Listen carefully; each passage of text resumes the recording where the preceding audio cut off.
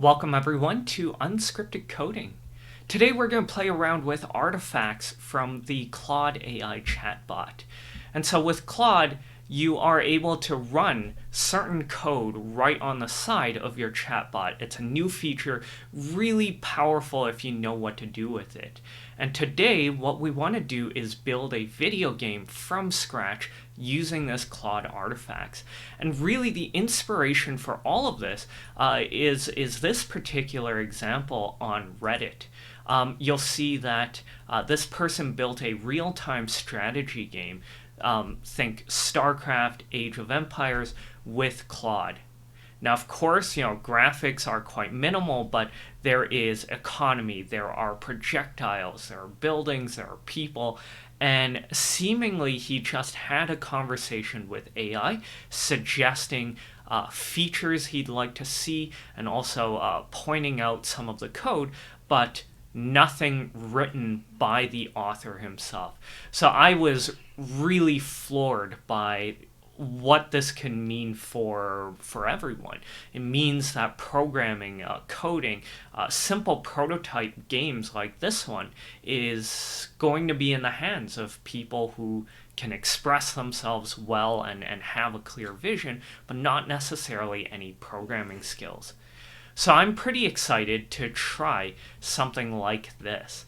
There are many other games that have been built like this that you can browse on the Claude AI subreddit, on their Discord, and in other places as well. I've seen some rudimentary 3D scenes, things like Flappy Bird clones and Tetris.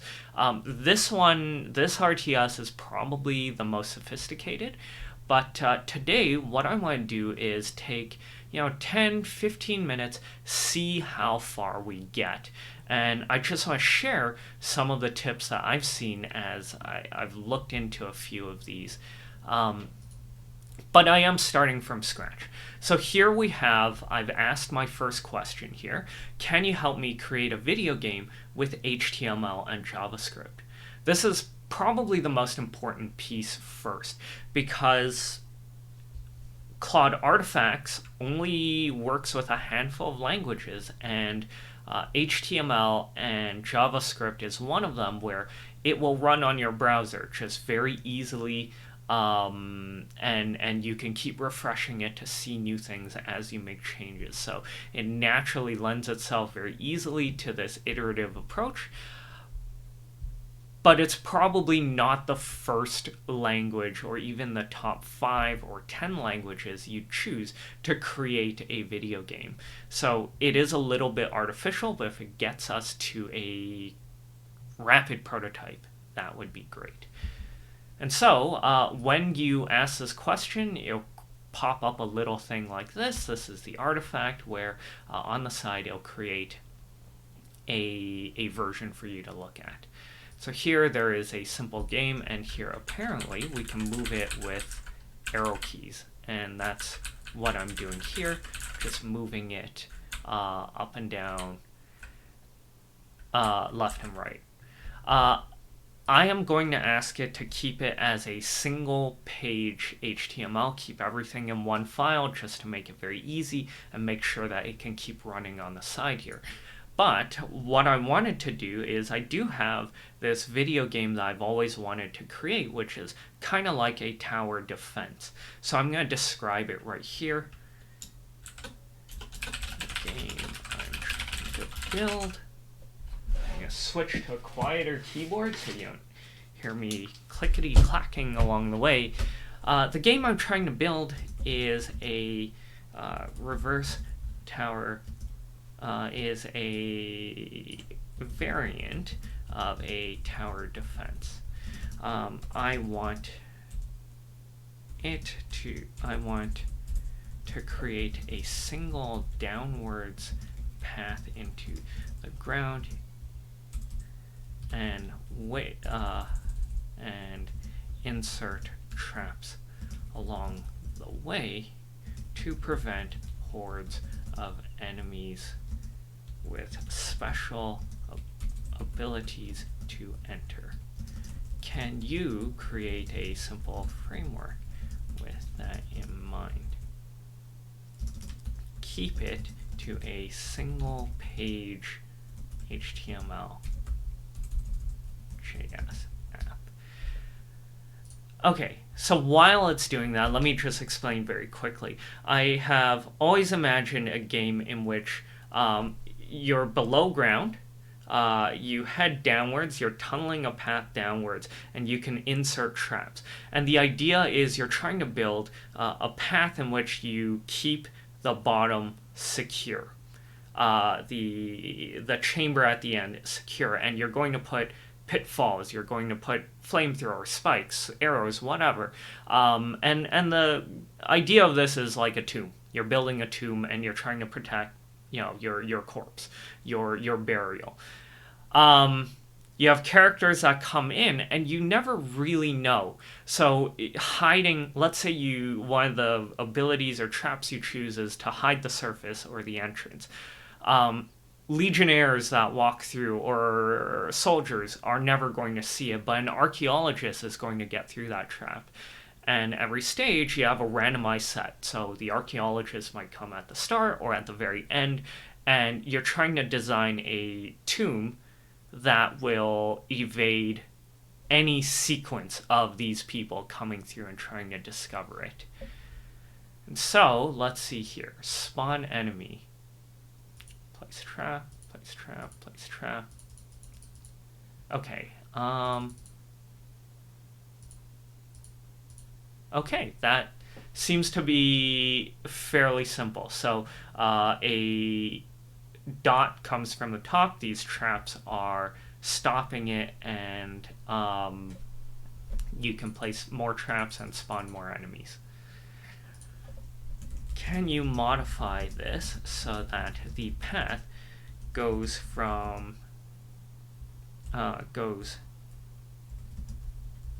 downwards diagonally instead, and also have enemies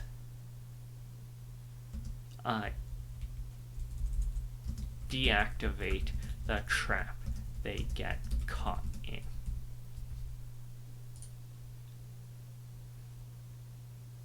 To be perfectly fair, I'm already quite happy with the first iteration here. I'm imagining, of course we have different scenes, but I'm imagining that we could spawn different types of enemies pretty easily and have, the path goes out of the visible area. Can you ensure that it is visible to me?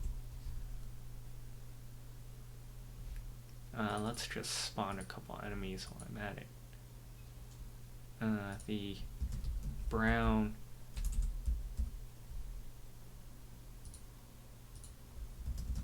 the units are going the proper direction though. I like this a lot. So I spawned two enemies. One of them got caught, deactivated the trap. The other one kept going and got caught by the next one.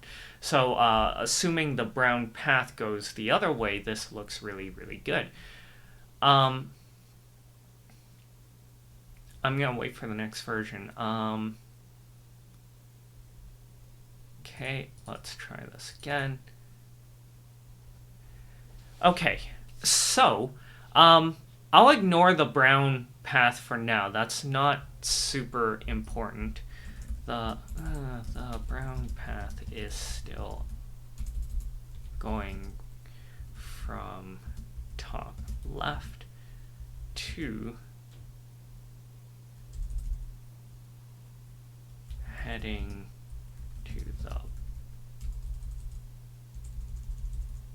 to the left side of the screen, so it is not fully visible. Where I think it'll be really interesting and it'll start to really flesh out my prototype idea is that I can spawn different types of enemies. So right now it's all red, but if I give it, 3 different types, but if I place traps that are green, that are blue, that are brown, that are purple, that are different colors, and they only trigger the corresponding color and get deactivated, that would be really helpful. So I'm going to ask Claude, I'm going to ignore the brown path. Clearly there is something that it can't figure out. Can you remove the brown path? And next, I'd like you to create different enemy types and different trap types. You can call them by color name, and so enemies of the same color will deactivate the trap and continue forward. Enemies of different colors will be caught by the trap, and the trap will remain activated. So the idea is if a red guy hits a red trap, it will deactivate the trap, gray it out so everyone can cross in the future. But if a blue unit hits the red trap, the trap activates and it will continue to activate on all blue units. And so let's do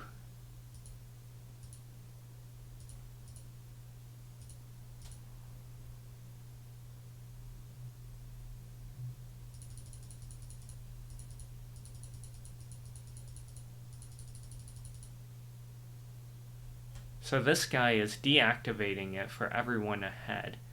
And I'm gonna try. And that green trap stopped the other one. It's going to deactivate this, get caught by the blue, but the blue guy is going to get past here.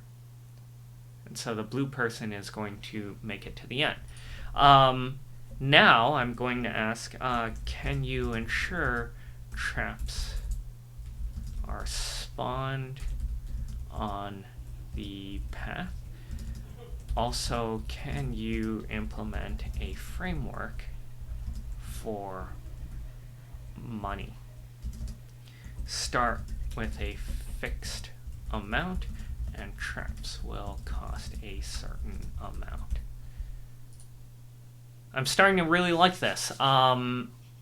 Again, you gotta use your imagination a little bit. We're just seeing blue and red squares and blue and red dots and green dots. But if you use a bit of imagination, and when we get into the code, we're going to be able to replace it with, say, a skull, say arrows, bombs, I don't know what else, giant boulders. Okay, so we're going to start with $100. This time I'm going to spawn all three types of enemies, and what I want to see when I see this sequence is I want to probably not put red first, so I'll spawn a green trap to catch those two, and then it doesn't matter at this point, red or blue, but I will have passed this stage. Ta-da!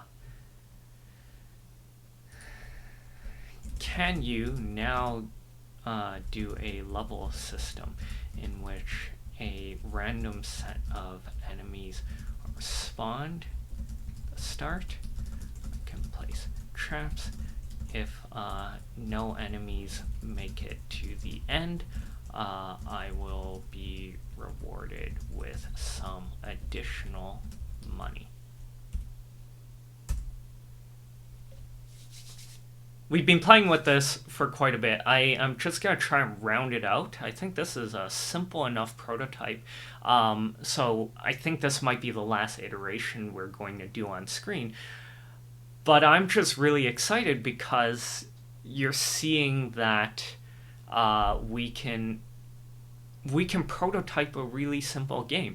Most of the time, a lot of games, of course, look really nice, have a lot of design into it, lots of animations, music, and all of that, but something you want to be able to do very quickly is ship to friends and family and iterate on the core gameplay mechanic. In this case, can you build something simple enough that people can understand what the main idea is.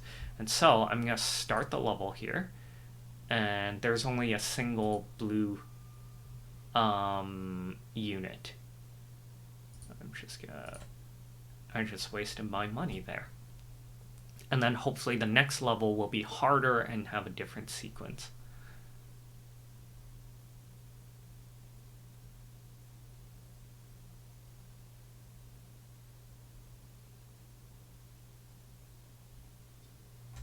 I'm not sure why it switched to green in the middle, but let's start the next level. I'd like the traps to remain after for the next level. Also, units should not change colors when they deactivate a trap. And so I think I have the core gameplay down here. I might have level 1 as blue, red, red, and then the next sequence might be green, blue, blue, and blue, blue, blue, red, red, red, or whatever, and see how far people can survive based on the traps they've already set and a fixed amount of money given each time. So, hopefully you found this enlightening. This has worked way, way, way better than I thought it would. As I try and build this out, maybe I can start, changing the speed at which people go. I can ask Claude to use certain images instead of just blocks and colors, and I can start really fleshing this idea out so that other people can see how the gameplay works. I hope you have fun. I obviously am a bit of a nerd and enjoy all this stuff, but I like to think most people do have a game idea in their brains that they never had a chance to build. And today we spent, maybe 15 minutes and a lot of me talking and waiting to build, something that I've had in the back of my mind for quite some time, but never had time to actually build out. So, next week, we're going to do yet another project. May or may not be related to Claude. We might go into the nitty-gritty. I should probably take a look at the code that I created. Doesn't look like that many lines, so it looks like a pretty elegant solution as well. But next week, stay tuned for yet another project with Unscripted Coding. Bye.